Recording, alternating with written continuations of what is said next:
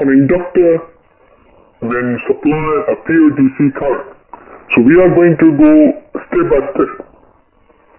So the first, you have a simple coil, and each coil has a particular value of resistance.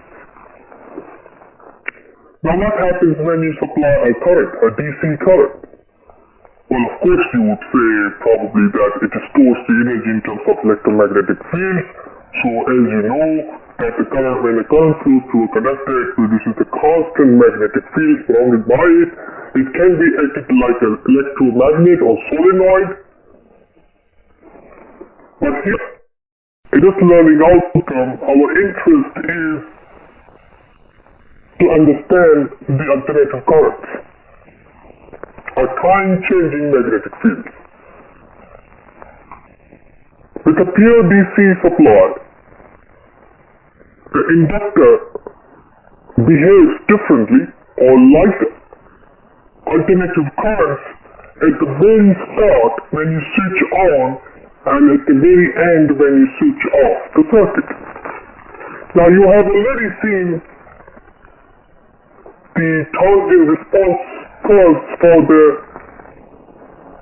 RL circuit in DC, in electrical principles DC module, when it has exponential rise and decay behavior for charging and discharging.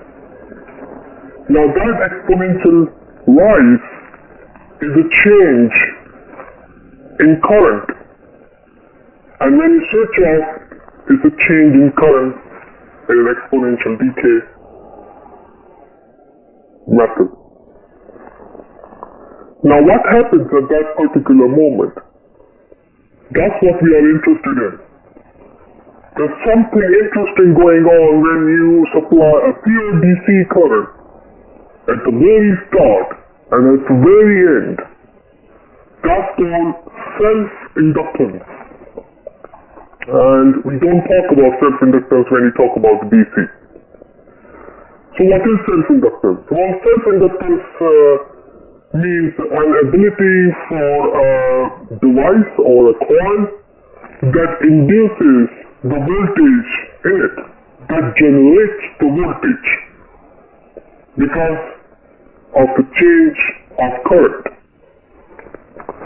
We can summarize this phenomena in two equations, and those two equations are very famous and that appreciates the Faraday's law of electromagnetic induction.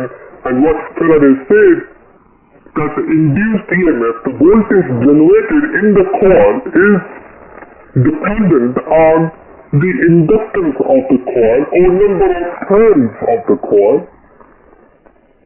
But more importantly, it is dependent on the rate of change of current with respect to time. So for example, if you are supplying a DC, but there is no change of current with respect to time, like in the case of alternative current. So what happens? There is zero induced EMF. But when you look at the charging and discharging curves of an inductor when you supply a pure DC, there is a change of current at the very start and at the very end, when you switch on and switch off respectively. And that's the phenomena was invented by, or discovered by Michael Faraday more than 100 years ago. So the equation for the induced EMF is E is equals to minus L, which is the inductance, times the dI by dt, which is the differential equation. Basically what it means is the rate of change of current with respect to time. But as you know from our last learning outcome 4, that we know when a current flows through a conductor, it produces a magnetic field, and magnetic field has a unit Weber, can be represented as a flux, phi, Greek letter. So basically the current and the flux are proportional, as you already hopefully know, when you distinguish the electric and magnetic circuits. So di by dt can be said as a d phi by dt, rate of change of magnetic flux with respect to time. Now, I already talked about the definition of self-inductance, and it's a very important concept in the transformer. That means, whenever there is a change of current, there will be a self-inductance in any way. So self-inductance is an ability of a machine, of a device, of a coil to induce, to generate an electromotive force or EMF within itself in response to a change in current or magnetic flux. Now, example question. Now, this example question is designed to just practice that equation, and what it means that a coil, an inductive coil with a resistance of 60 ohms and having the inductance of 0.25 henries. Of course, we can calculate the impedance and the voltage and the current and etc. as we have learned already in RLC circuits, but in this one we are going to apply the induced EMF equations. It is connected to a 24-volt DC supply, full stop. Now you can assume that nothing would happen, but in the next sentence it says the current flow through the coil gives rise to a flux of 350 microwebers when the circuit is switched off. Like I said, at the start or the end, at the switch on or switch off. When the circuit is switched off, the current reduces to 0 in 1 millisecond. And we can calculate the induced EMF in that particular period of time that we normally ignore. So induced EMF E is equals to minus L di by dt, and by simply applying the Ohm's law, since we have the voltage, we have the resistance, so we can calculate the current change, that is 0.4 amperes. We got the inductance already, and we got the change in time, which is 1 millisecond. So 0.25 times 0.4 divided by 1 into 10 to the power minus 3. This gives you 100 volt as an induced EMF. Now you might ask the question, why there is no negative sign? Well, the negative sign indicates that the induced EMF caused by the self-inductance is due to having the direction opposite to the supply voltage. That means that the induced EMF in the coil will always be opposite in direction to the supply voltage, and that's what the negative sign represents. So it is entirely up to you if you want to put the negative sign or not, but it is important to put the negative sign in the equation to demonstrate that you know why there is a negative sign. Now this negative sign also we will be looking into more detail in the section of mutual induction later on. And we can also calculate the number of turns on a coil by just having this data. By using the same equation but in a different form, E is equals to minus n times d phi by dt, and by rearranging that equation, we can calculate the number of turns as 286. So what this example question shows that there is an induced EMF going on at the switch off time, and that induced EMF is also proportional to the inductance of the coil, or in other words, number of turns of the coil. That's the important thing to just mention, the purpose for this example question.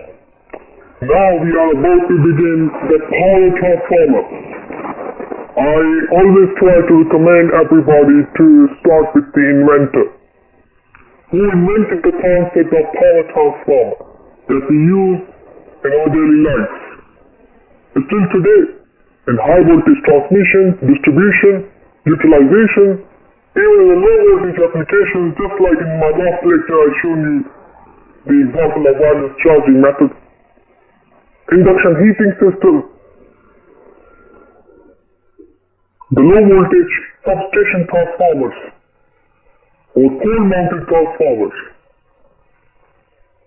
What is the benefit of having a transformer anyway? One transformer, by its word, that transforms the voltage from one level to another level. And we need to ask the question why. But before we go into details, but I really recommend you to read the Nikola Tesla's patent, which was published in 1897, and you can read his works, his invention for the creation of this transformer that we still rely on. And of course, we need to ask the question, what is a transformer first? How can we define? Well, is it a machine, or is it an equipment? Is it a device? Well, it can be anything. Typically, a transformer, a power transformer, is a machine. It's an electrical circuit, or electromagnetic circuit, or magnetic circuit. You name it. The way you have to define the transformer, it depends on your perception, it depends on your perspective as well. How are you going to analyze the transformer? So a transformer, for example, typically or traditionally is a machine that changes or steps up or steps down the voltage of the AC system. But now we need to ask the question, why do we need to change the voltage? Why there are so many applications of it? Well, first, if you do remember the active power formula, P is equal to VI cos of theta, transformer does not transform the power. It supplies the same power from the input to the output, considering that each and every machine would have a losses.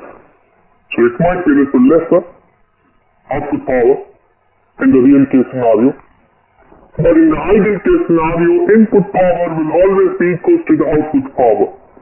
And ideal doesn't exist, but we do practice to make sure we know how to use the equations.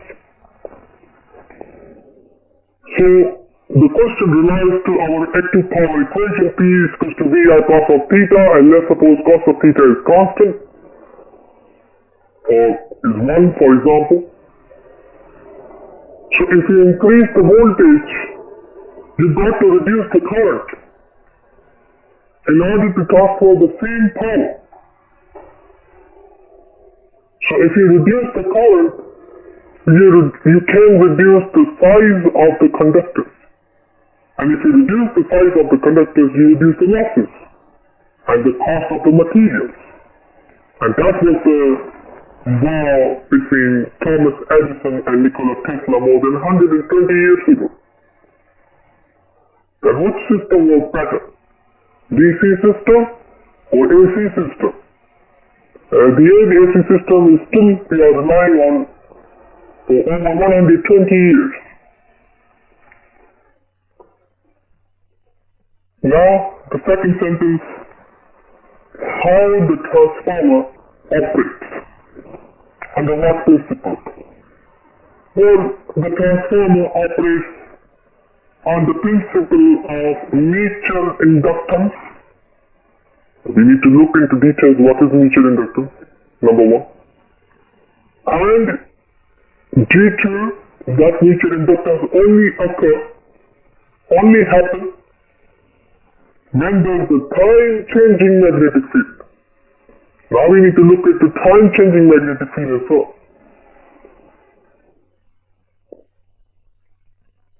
So a transformer operates on the principle of mutual inductance due to the time-changing magnetic field that induces the voltage in coil 1 of wire 1 on the left hand side if it passes through the secondary coil without touching to each other. There is no electrical contact between it. It's a wireless energy transmission. That's why I talked about the wireless charger in my last lecture. So if I look at this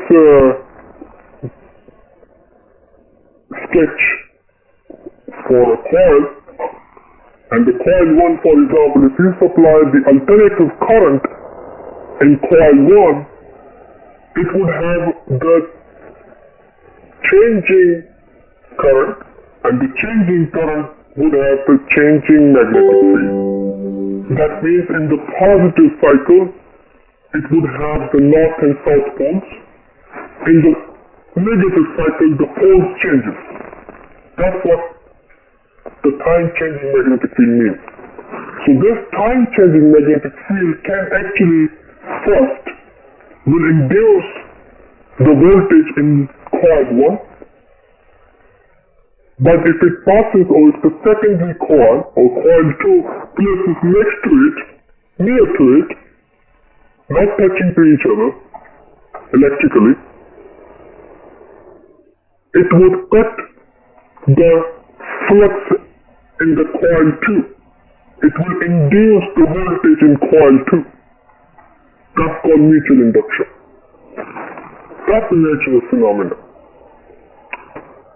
Now we need to look at, like I mentioned, that in the positive cycle, it has north and south poles, and after 180 degrees of the AC waveform, the poles changes, and this happens constantly. As you know, 50 Hertz is about 20 milliseconds. That means 20 milliseconds is the time period to complete one cycle. So this has been happening after every 10 milliseconds. Now this introduces the concept of pulsating magnetomotive force. Now the pulsating magnetomotive force is, as you know, is dependent on the number of turns and the current flow through it. The reason we use an adjective pulsating because of the time-changing current. So the transformer is dependent on pulsating MMF. There are three types of magnetomotive force. One is called static MMF, which what we were dealing with in our last learning outcome, electromagnetism. Everything was static. The pulsating MMF is what we use in transformer. That's the basis of its operation, time-changing magnetic field, or pulsating MMF. There's a third concept called rotating MMF. So in order for us to rotate the rotor of a machine, of a motor or generator, we need to have the rotating forces on the stator, invisible rotating forces, magnetic forces. And that is the basis or the function we need to create in the motors or generators to run the machine, to rotate the machine. What you are looking at on this PowerPoint presentation slide is the imagination that the forces changes after 180 degrees. So the first, it will become pointing towards northwards, upwards, and then downwards, and changes after every 10 milliseconds. And what happens, there are two phenomena going on. One is the self-induction and second is the mutual induction. So the EMF induced in coil 2 is due to the mutual inductance, and we need to understand what is mutual inductance. So let's suppose there is a mutual induction. And that mutual induction is dependent on rate of change of current with respect to time in the primary coil or coil 1. What you are looking at is the equation EMF in coil 2, E2 is equals to minus M mutual inductance times the di1 over dt. Now the negative sign indicates that the EMF induced in coil 1 or coil 2 will be opposite in direction to the main supply voltage. And that phenomena was discovered by Lenz, and it becomes a Lenz's law.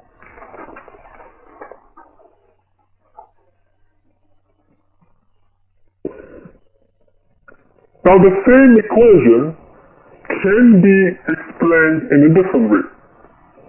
The EMF induced in second coil or secondary coil is because of the number of turns the second coil has, but also because of the flux linkages in the second coil with respect to time. If there's a magnetic flux linkages going on, so cutting going on, and the same equation can be represented in a different way. So here we have two equations.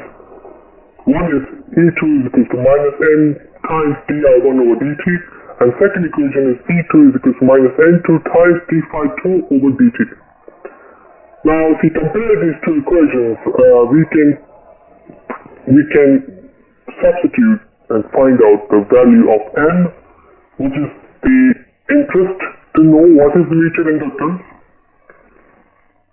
and after doing that, mutual inductance can be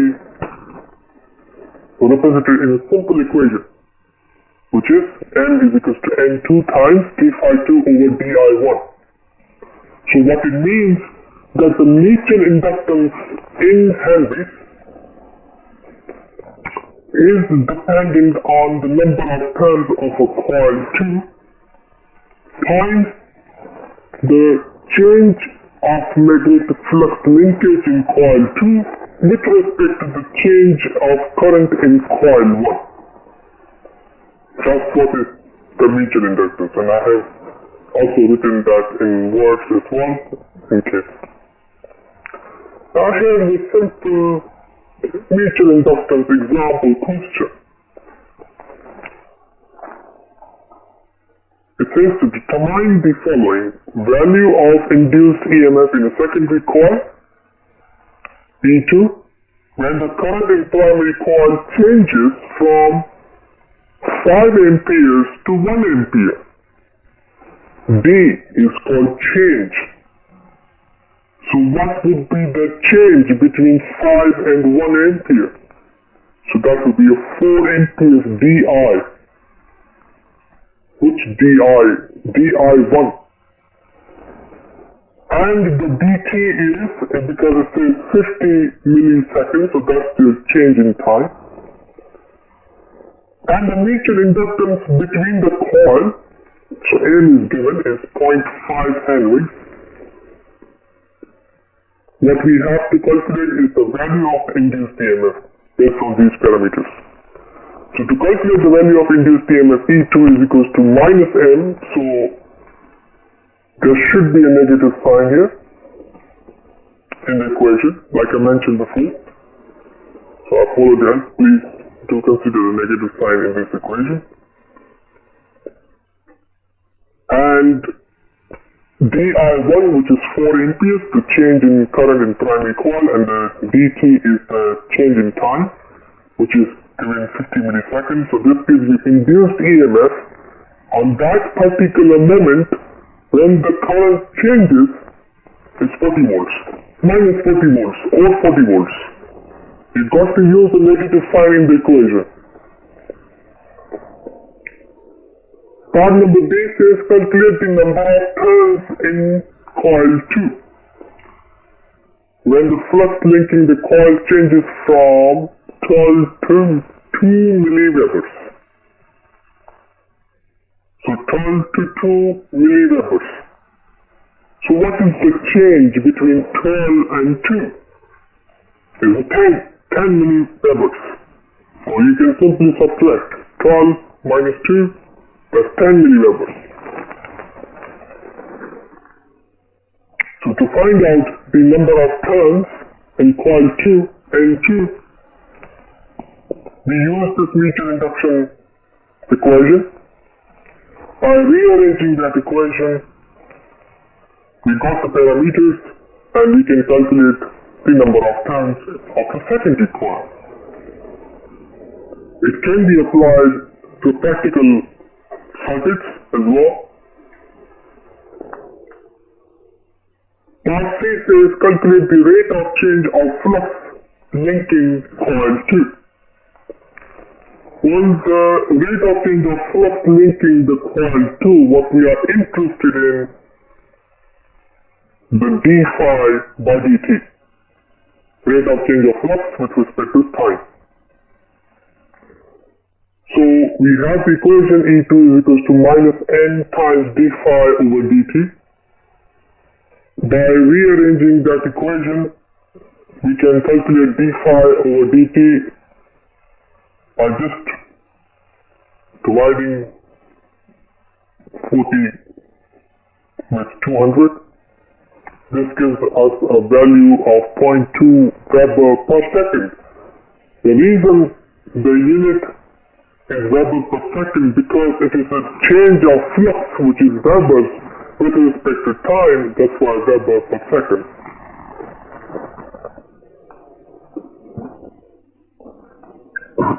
Now, in this case, what we are interested in, the principle of operation of a single-phase transformer, and we have briefly looked at the mutual induction equation, induced EMF equations in the secondary coil. Now, what we need to understand is the relationship. The relationship between the voltage and the number of turns. Because as you know, that the transformer changes the voltage, so it is important to know how many number of turns we need to achieve the particular voltage. Whether it's going to be step-up transformer, that means it will step up the voltage, or it's going to be step-down transformer that will reduce the voltage. So, let's suppose you have the supply voltage and you have the output voltage, and in between there's a transformer. So, we can identify the relationship between the number of turns and the voltages if we know that the flux linkage d phi by dt is constant. And when you construct the transformer, it becomes constant. And by doing that, we can compare both equations. E1 over N1 is equals to d phi over dt, and E2 over N2 is equals to d phi over dt. Since E2 is equals to N2 times d phi over dt. If you do remember the previous one, this equation, E is equals to minus N times d phi over dt. So now it depends on which induced EMF we are talking about. So let's suppose the d phi over dt, which is d phi 2 for example, is constant. Then we can compare these two equations here, and it can be assumed that the induced EMF in the primary winding is proportional to the number of turns of the primary winding. Induced EMF in the secondary winding is equal to or proportional to the number of turns of the secondary winding. I want to talk about the difference between the induced voltage and the supply voltage. Because supply voltage is the voltage that you supply from the mains power. That's, for example, 240 volts RMS, 50 Hz, at the reference angle of 0 degree volts, for example. So you supply that voltage to a transformer, there will be some losses.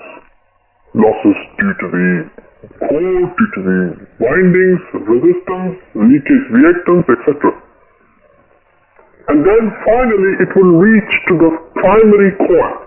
So when you supply the voltage, it's not going to be like the voltage that you supply will go straight to the primary winding. There will be some losses.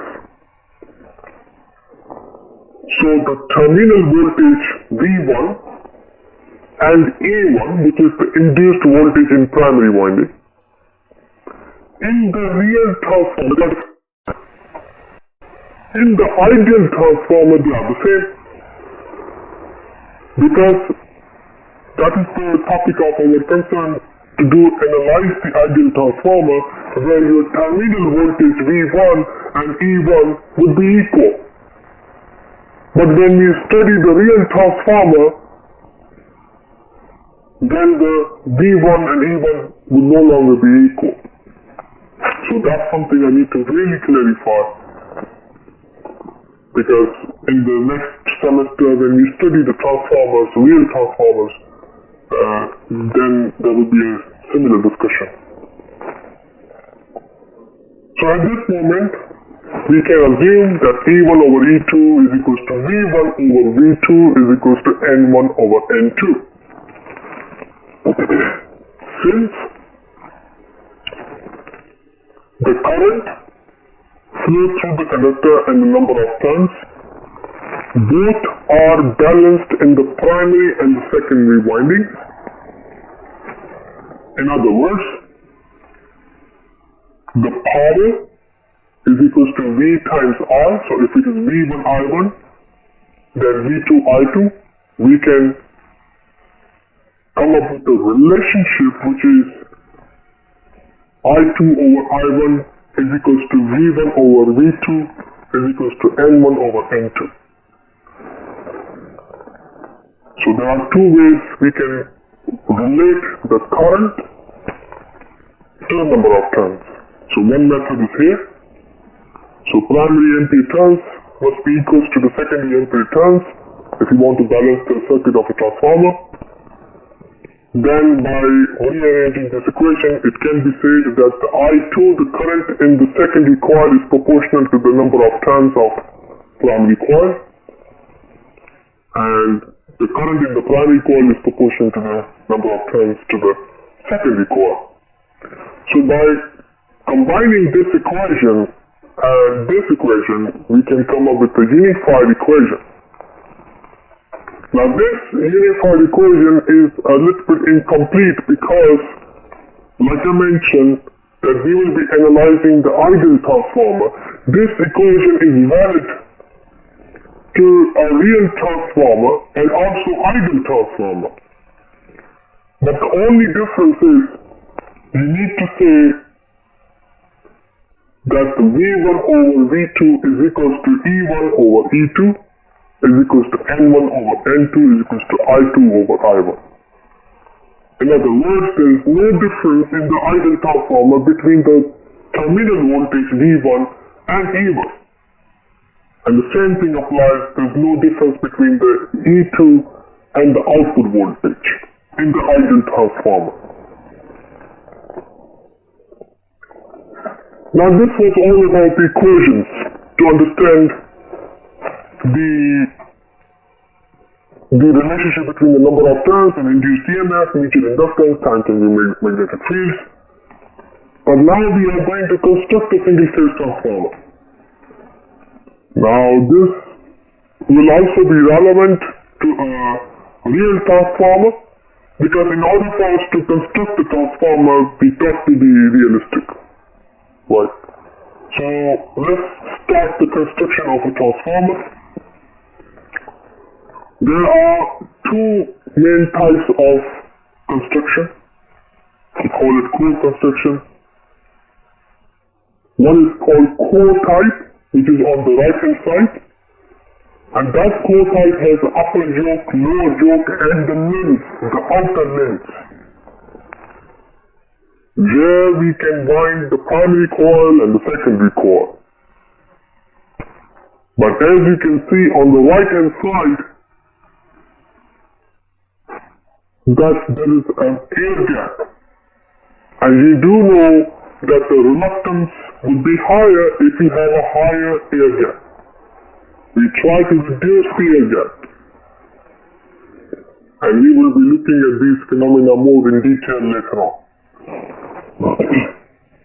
The second type is a shell type, which is more commonly we use. And you will be having a pleasure to construct this transformer next semester in the laboratory in a new module, Electrical Technology. The second type is a shell type, which is on the left hand side, that has a central lens, outer lens, upper yoke, lower yoke. And what we do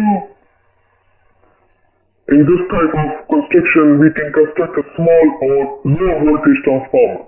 It's not relevant or is not useful for high voltage transformer applications. Thus, we have a different types of construction. But the principle remains the same. The construction principle remains the same. So we are going to construct the single phase transformer now by using the shell type construction method. So let's start. First, if you want to build a transformer, you need two coils. So first coil is a primary, the number of turns. We decided to have that first number of turns on the central limb, wound around the central limb. Now the question is why? Why not in the outer limb? One is because it would be easier to handle the transformer. It would be easier to construct a case, to hold the transformer, but also to improve the flux linkages as well. This type of transformer, as you are looking at the pictorial representation of a shell type transformer, it looks like there is a little bit more air gap here.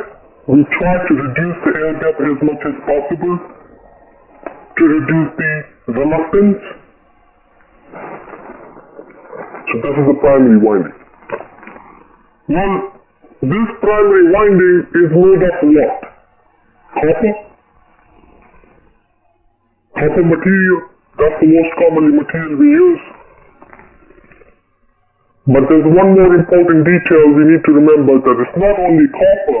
That copper must be insulated with enamel, for example, or any good quality insulation material.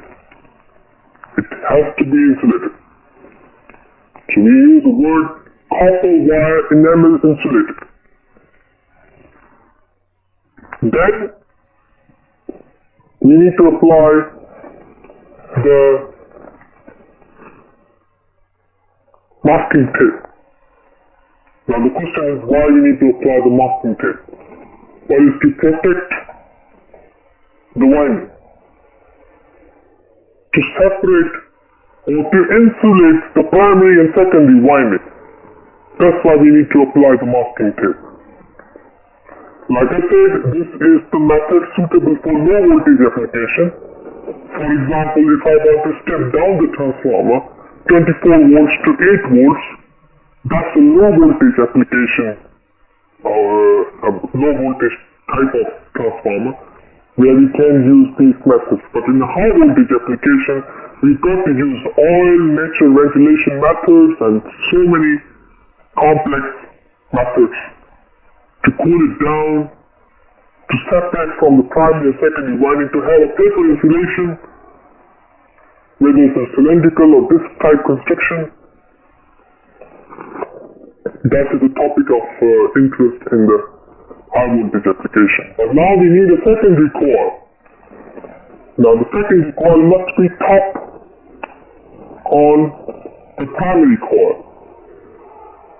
That means we are reducing the air gap between the primary and the secondary coil.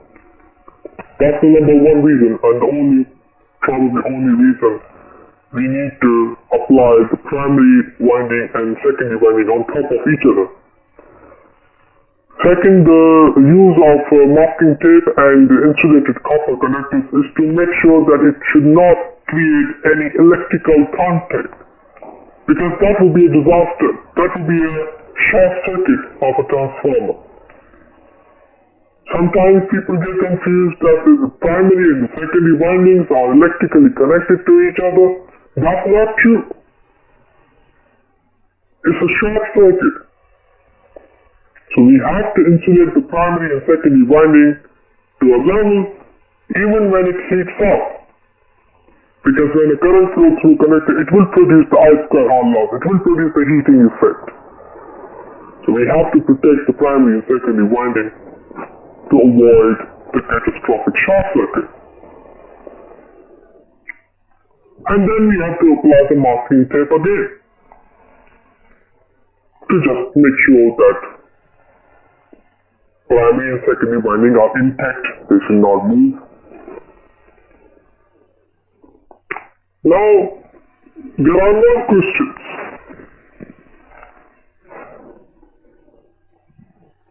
Let us start with a number of questions that I think you might be asking. So the first question is, windings are made of what? It's made of copper wire. Why? Because it's cheaper. Do you think that the windings should be insulated? Yes. It should be laminate insulated. Why windings are bound on top of each other? To reduce the air gap. To reduce the leakage flux. I need to talk about the leakage flux because I just mentioned it. To reduce the fringing loss. And I will be talking about the fringing loss as well. The third question says why we need a masking tape to just provide extra protection. If in the case the primary or secondary windings enamel insulation got melted up or some kind of cut up, then it may create a short circuit, so we just apply the masking tape to make sure it's protected. The fourth question that I come up with which is why we need the core in any way. That's a very good question, by the way. Why we need this all formality? Well, number one, we need a material where we can wound the winding. That's the number one reason. We need a material. Number two, because of the pulsating MMF or pulsating forces, it would create the vibrations. So you need a material that can handle those vibrations.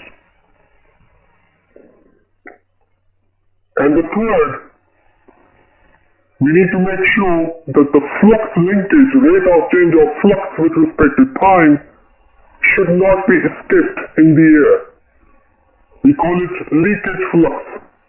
Or in other words, to improve the flux linkage between the primary and secondary winding, we have this core that allows a good path. It's like a water pipe that gives a direction to the flux. Please flow within the direction to reduce the losses. Now, as you have already looked at these lines, what these lines mean, we call it lamination. But why we need to laminate the core? Well, first of all, we need to know what is lamination.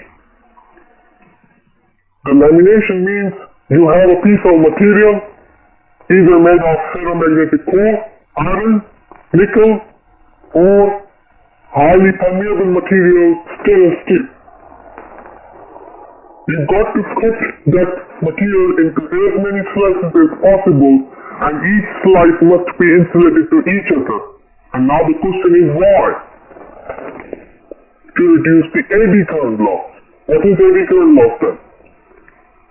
And that is the topic of our interest in the next upcoming slides. But briefly, I have written the solution, the answers of those questions, and that's the strategy I'm using to make sure I ask questions to myself and answer at the same time to improve the critical reasoning skills.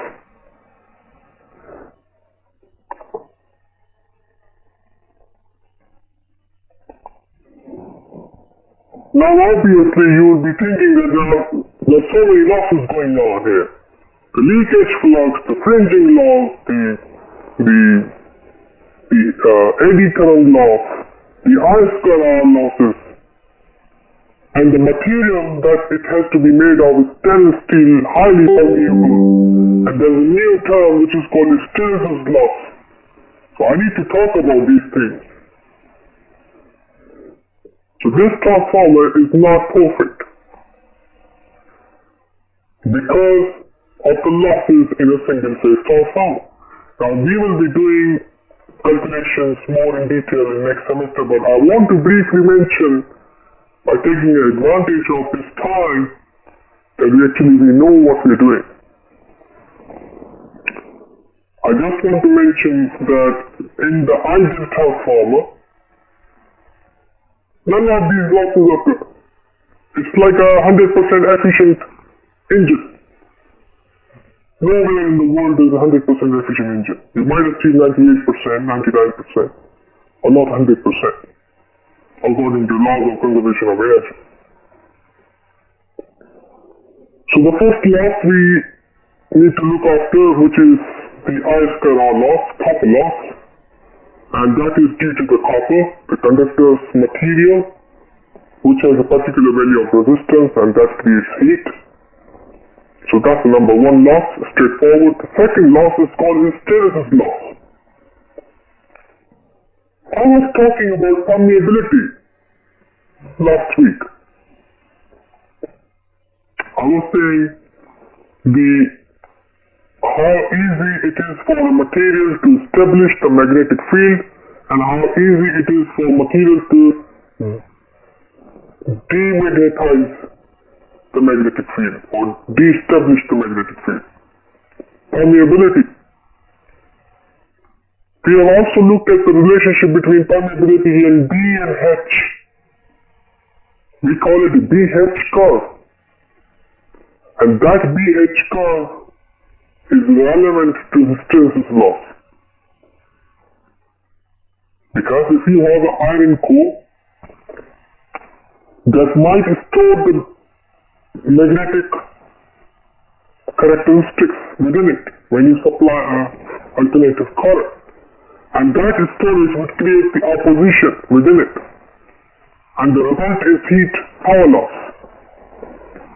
So hysteresis losses are associated or caused because of the arrangement and rearrangement of the magnetic domains in the material, in the core of a material, not in the winding, in the core,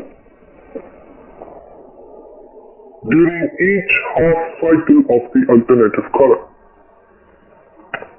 They are complex, nonlinear function of the voltage applied to the transformer, and they cause harmonics because of the storage, tiny storage of the magnetic fields in the core of the material. It actually manipulates with the supply voltage, and we call it distortion to the supply frequency. We have a first harmonic, third harmonic, fifth harmonic, seventh, ninth, the odd harmonics, and we also have an even harmonics. That will lead us to go to the Fourier series analysis of a AC waveform, which I hope I would have a pleasure in next semester. I would be able to explain the Fourier series of a hysteresis loop. But we will be looking at the hysteresis loop, how it looks like, what it is. So we will be looking into details later in this lecture slide. But this is just a quick explanation about what is hysteresis loss. So hysteresis power loss is proportional to the frequency of the supply voltage. That means If you have a transformer in the United Kingdom that we have 50 Hz supply frequency, you might have the less hysteresis loss in that the same machine compared to the same machine you use in the United States that has a 60 Hz supply frequency. So that's the frequency is also important to use the machines wherever you want to use.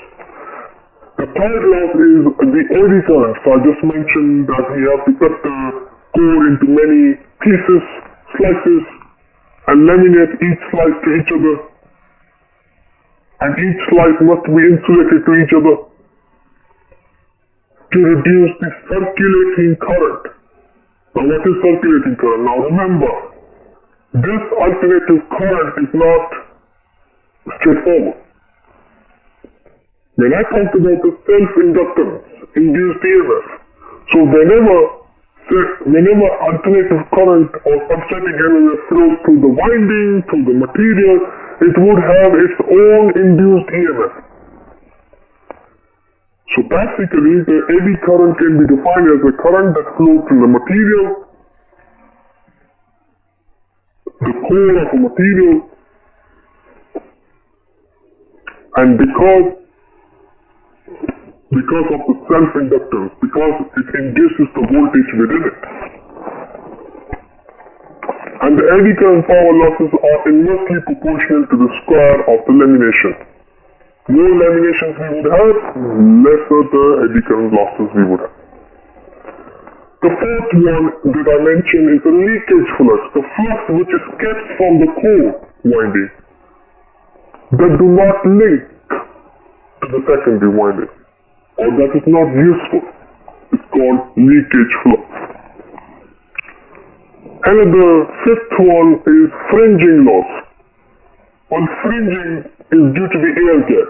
So like I talked about before, that the core type construction has a more air gap compared to the shell type, and we have to keep the windings as close as possible to reduce the air gap. It's because of the fringing loss. So some of the flux would be lost in the air. So we have to avoid or reduce the fringing loss. We cannot avoid it, but we can reduce it.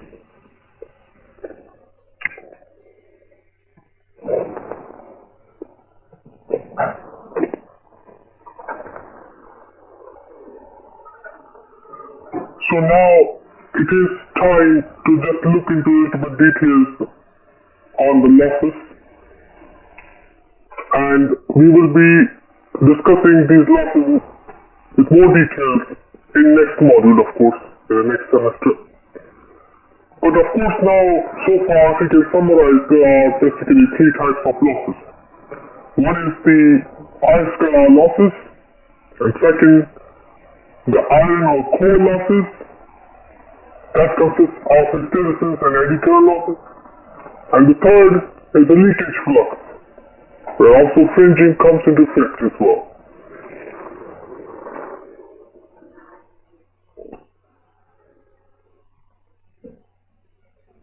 Now, copper losses or I-square losses, they are simply the representation of the heating effect in the motors or generators or transformers. And one of the easier possible ways to detect the temperatures of the machines is to use infrared thermography, which we know is pretty much relevant to our today's situation, to use infrared thermographic cameras to detect temperature of people, for example.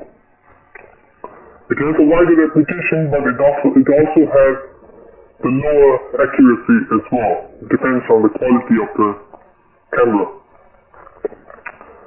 The eddy current losses, like I said, that these are the circulating currents, and the end effect, of course, is the resistive heating losses in the core of a machine. They are proportional to the square of the supply voltage to the transformer. In other words, eddy currents are circulating currents produced by the transformer action or mutual inductance in the core of electrical apparatus or machine. In order to reduce the hysteresis losses, eddy current losses, we have to cut the core into many slices and laminate each slice with respect to each other to reduce that circulating current. And this diagram shows that how the circulating current would look like in the core of a transformer. And it can be seen that the main current flow through the core of a transformer is the supply voltage or supply alternative current, but the eddy current that flows is opposite in direction. Is the fundamental principle of the self-inductance or self-induced EMF in the core would have opposite direction to the supply voltage.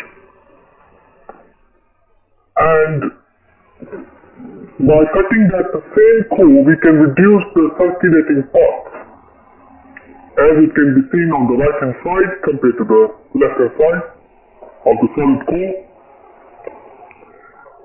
I just want to mention that there are so many applications of eddy current losses as well.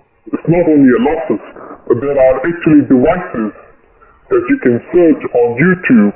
I have just given you one YouTube link that demonstrates how eddy current melts a black tape on a copper flat bar due to the heat generated. Now, in the transformers, it is a loss, but people also use the same phenomena for a number of other applications.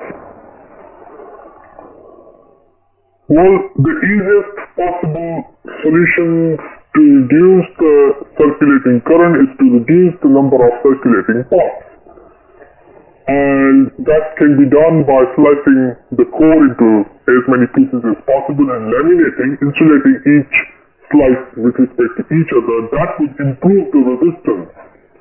Now here we have an example question. For example, if an EMF of 5 volt induced in a solid core of a machine, and that is, for example, is unlaminated, it's a solid core, and let's suppose that solid core has a resistance of 1 ohms. And let's suppose it has the eddy current, induced current of 5 ampere flow through it. Now, if we do apply the fundamental I square R power equation to calculate the power loss, that will be straightforward. P is equal to I square times R. It gives me the power loss of 25 watts. Now, it's the same dimension. If I cut that the same solid core into laminations, let's suppose 5 laminations, each lamination must be insulated, which means, let's suppose, it increases the resistance, but also it divides the voltage because they are connected in series. So if you divide the voltage induced in each lamination, but also you increase the resistance by insulating each lamination, each slice with respect to each other, that means you will have the induced voltage of 1 volt, for example, based on the 5 laminations, and the resistance would increase 5 times because of the 5, let's suppose 5 ohms. And if we calculate the current by applying the Ohm's law, it gives us 0.2 amperes. And if we apply the same power loss equation, I square R, the power loss would be reduced from 25 to 0.2 watts. Now you might be thinking that, it doesn't make any difference, it's a small power loss, 25 watts. But when we talk about 1000 watt power transformer or 1 megawatt transformer, then it would make a huge difference in terms of the cost savings or power loss savings that can be consumed by the consumers. They can be charged for standard tariff.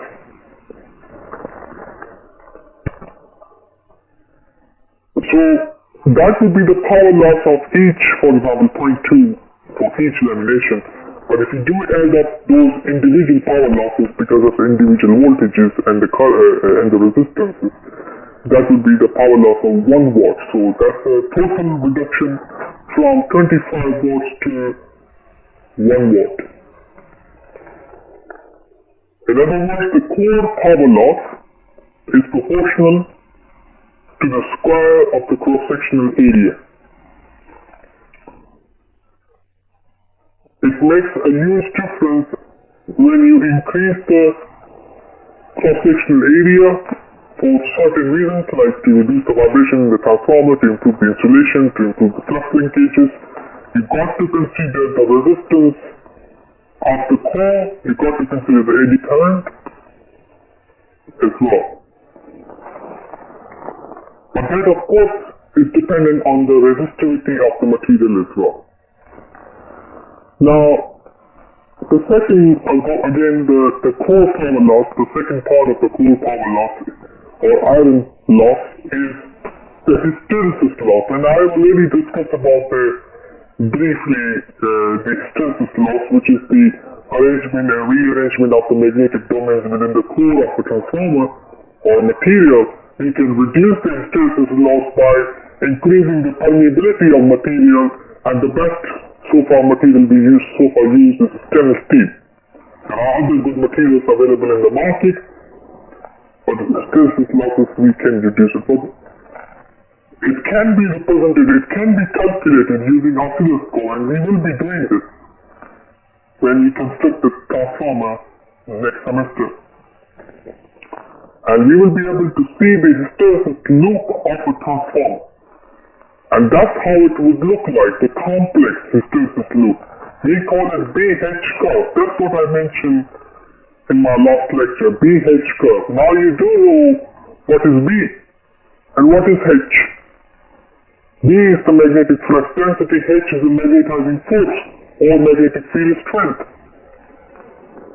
And both are interdependent. So let's begin by understanding how the hysteresis loop is complex and why it is that. So let's suppose you are supplying a pure sinusoidal AC supply. And let's focus on first positive cycle. So what happens when you supply an alternative current to a coil? The core magnetizes and it reaches to the saturation point, the maximum point, and then it falls back to the zero. But it will never be able to demagnetize the core of a material because it would store certain elements of magnetism in the material. So what we are looking at, let's suppose we are starting from 0 degree sinusoidal AC supply, and the core has a non-linear behavior. This is the saturation point or peak point at 90 degrees of the AC supply voltage. And then it goes back to the 180 degree, but you would expect the graph goes to 0, but it would never go to 0 because it would stay at certain magnetic flux density. We call it residual flux density. Residual means something which is left in the core. And then after 180 degrees, it would start its second cycle. And it will go like this. The peak, which is 270 degrees, and goes back to 360 degrees, but it will never achieve its 0 point because of the residual flux density on the vertical axis. So vertical is magnetic flux density, horizontal is magnetic field strength. Now we have a terminology. So terminology on the vertical axis, this particular point is called residual flux density. The energy required to demagnetize that stored magnetic energy or field is called coercive force, which can be represented as a horizontal, that particular point. And that force is basically conserves power, it creates harmonics. And this is the complete hysteresis loop. So you will always have a transformer with a particular loop. And it would have the particular area of the hysteresis loop. So these are the just definition of what is residual flux density or remnant flux density. We use the both words, and we will be looking at these same words in more specifically in next semester. So a magnetic field which is left in the core is called residual flux in the core, something which is left. To force this flux to zero, an amount of MMF required is called coercive MMF or coercive force. Now, how can we neutralize the core of a transformer? Well, there are a number of methods being applied, but the simple and the fundamental method is to apply the mechanical shock or extensive heat to the transformer. That will damage the transformer, simple, or could damage the transformer. These are the, in order to demagnetize the core, you need to apply certain energy, either electrical energy or some mechanical shock, forces, etc. Now, hysteresis loop, like I said, that is dependent on the cross-sectional area of the loop. So, the smaller the area, better the core material is. That means higher permeability. And if you have the larger area, that means it has more hysteresis loss. That also means the material has lower permeability, can be improved. Of course, the effect of the hysteresis power loss is the heating effect, harmonics, distortion to the supply frequency. In other words, it will decrease the efficiency of the machine. And what is efficiency? Well, efficiency is the output power over input power. So you supply the input power, your output power will be little bit reduced because of the losses. But if you are talking about the ideal transformer, that's not the case. In the ideal transformer, there are no losses. So that's the topic of interest when we want to apply the fundamental equations of the voltages and number of turns. Now, of course, the leakage flux is again with the flux which does not link to the winding that skips out from the winding. That's what is called leakage flux, and this is what this slide